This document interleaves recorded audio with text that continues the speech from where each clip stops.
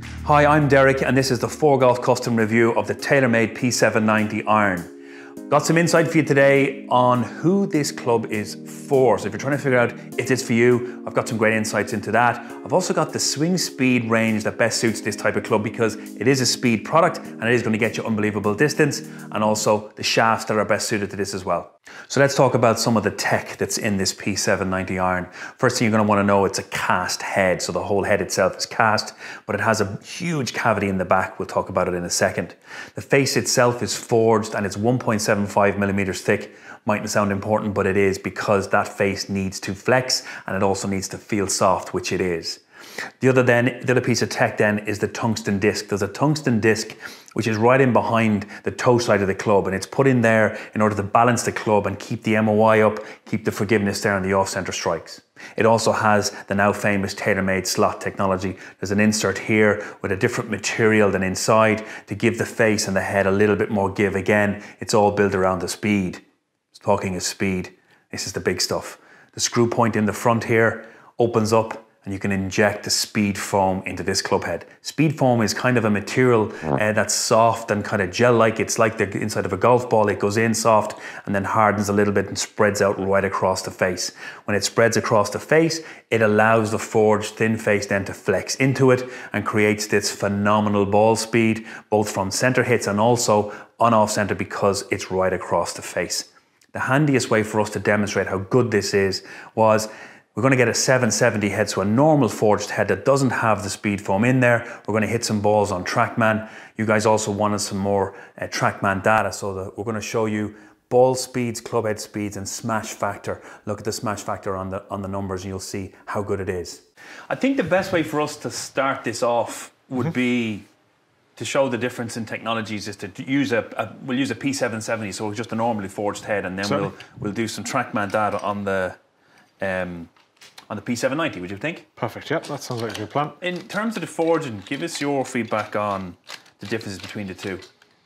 I think what I mean from an inserts perspective, you don't really feel the insert part of it, you just feel the forgeness of the P790. So personally, I don't find very little difference in the feel of the two products. Which I do think that's important. To some people it might be. So this is the P770 head from TaylorMade. So basically this is the normal forged head. It hasn't got any of the materials, the fusion, the speed foam. It hasn't got any of those heads. Any good? Yeah, smash 131, decent hit. Why don't we do one more, and then it's just a couple to show. And I mean, really, the thing here to note is, if you're looking to engage this as a distance product, you kind of have to look at the club head speed and then ball speed as a ratio. Or would you? I'd just more look at it from a ball speeds perspective. What I mean, that's probably a prime example of how this product works. It's just quietly not hit out of the middle of the product. The smash factor's dropped like 0.06, which is what, 12% in efficiency. What shaft have we got in this? So you have a Dynamic Gold SL X100. Old school. Oh, yeah, real old school. Come on, Dave. Bit retro there. It's the Dynamic Gold SL shaft. It's a fairly stiff tip product. The biggest miss from the golf industry since the we miss it a lot through temper, so if you want to bring it back, bring it back. But Dave likes it because it won't rotate the head, so we can hold it off. So this is the P790 head on the same shaft. Still managed to turn it over. Yeah, again, slightly heavy in the hit, but the smash factor's starting to come back up again, and then we get a clean one. I'm sure we'll see exactly what we're trying to communicate. We'll do one more then with the 790. You can hear the difference now in the strikes. Yeah, well, I mean, that's...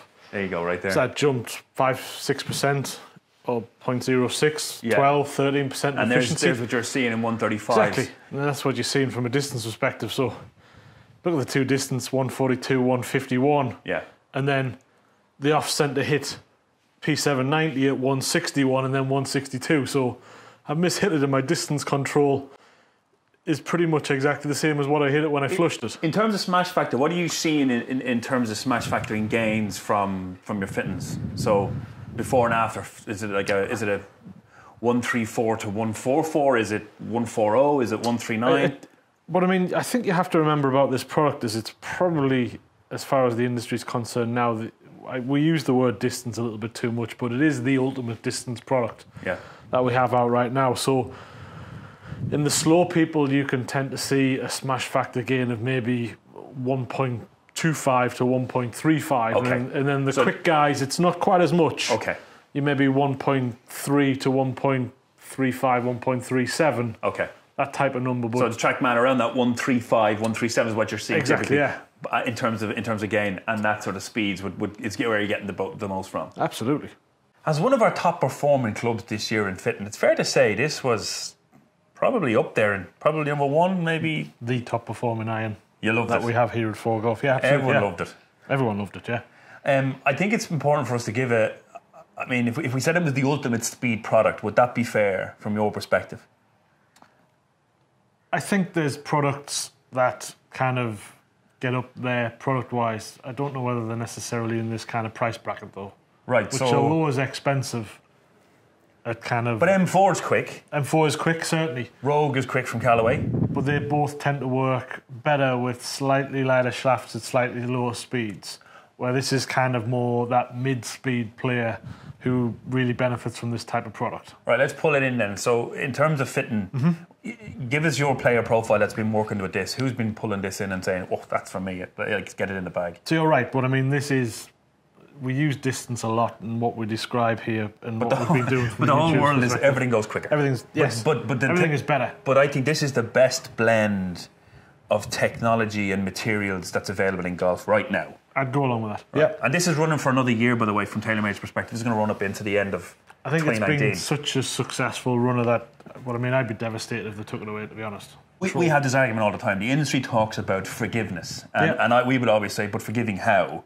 And forgiveness in this product means speed retention. Across the face. Right, and specifically also low down, which is where... you've got the slot and you've got the foam, so the bottom of the head compresses where... Yeah. Traditionally, that would have been a weld, which would have been a very, very dead part of the golf club. So in terms of speed, and we've seen the TrackMan figures, what would you say was a good speed, club head speed, to be looking at this for people that are out there that know their club head speeds? I think the real person that benefits from this tends to sit in there and around that high 70s, low 80s mark. Okay.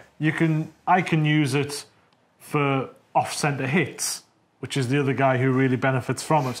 But traditionally, it's that kind of teens handicapper going all the way down as low as you want, who maybe struggles for a bit of speed and struggles for a bit of distance. And who's not using it? I had a gent the other day and he didn't like it because he was fairly decent, and it wasn't necessarily low handicapper, I think it was 11 or 12, but he could get it into the middle, which meant he was getting these kind of rogue long distances, these zingers off the face, as he called it himself, and I don't think that it worked very well for him. I think as a product, if you have massive speed and you play a lot and you can find the middle of the club quite regularly, then there's a question on whether does it go too far. Okay. Is there too much energy out the middle of the face? Is there too much distance out of it? Is it not usable and practical? But if you're slow and you're looking for more speed, will this work? I think maybe M4 at that real slow speed works, because from a shaft's perspective... Perfect. The real major area for this type of product tends to be... Because it's quite good looking in profile, it's neat, it's tidy, got a thin top line, it looks like a proper players club. Which is, yeah. So you've got anyone high teens down handicap wise, you can go as low as you want. Tens, as I said, if you're quite slow, M4 tends to come a little bit quicker off the face. Yeah. But if you're in that middle speed zone, and you don't want too much offset, and you're lacking a bit of distance, pretty looking visual, good feel because it's forged. It's that kind of ultimate forgiveness, distance players product.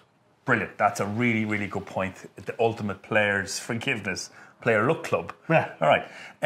Shafts with this. Again, if you have to use something really light like a nip-on, you might be better using an M4 head. But in P790, it tends to be that middle range kind of coming in 105, maybe nip-on modus 105. Yeah, and they have their, well. the standard shaft that's in it is that dynamic gold 105, which is on the money as well. Pretty good. And then you can maybe go all the way through the mid-range of weights, maybe up to Project XLZ at 120, 125. And interesting to note about the shaft choice that you're picking mid-weights, the lofts are stronger, but I know that's because the ball does launch a little higher than normal. So they strengthen the lofts a little so that the ball doesn't climb and climb. Because you've got your tungsten weight in the bottom of the head, so it's always going to create launch. It is. Although the tungsten's a little bit more toe side, more for weighting, but it does create a little bit more flight on the ball. But again, from a shaft perspective, you can use a whole plethora of stuff to get it right. It'll pretty much work with everything, but it tends to work better for that middle weighted profile because that's the type of player who will benefit from the product. Some great insights from David about the type of shaft to use, who should be looking at it and who shouldn't be looking at it, which is quite good. In terms of the price of this product, it's a little bit expensive, but what you're getting is a lot of bang for your buck. So it's about 180 euros per club, or about that 150 sterling mark. But rest assured, you're getting the best and the ultimate in terms of fused materials and technology that's available in an iron today. From Dave's perspective, you know, he's gone and put it into the bag. So you can tell that it's a pretty good blended product because he's his choice of 11 different brands. Look, we've a lot of different reviews coming down the tracks with all these different brands, all the shafts, all the different products. We've got a lot of videos coming, so please subscribe to the channel. If you've got any buddies out there that you think, hey, I think he might be able to use that information to make a better choice about his game, about the clubs that he uses, please share the channel. We're trying to grow things. We hear the information is great. If it's not, stick in the comments below what you'd like us to talk about or something else that you'd like to see on the channel. And until the next video, thanks for watching. Brand new on our YouTube, brand new on my YouTube, I got it now.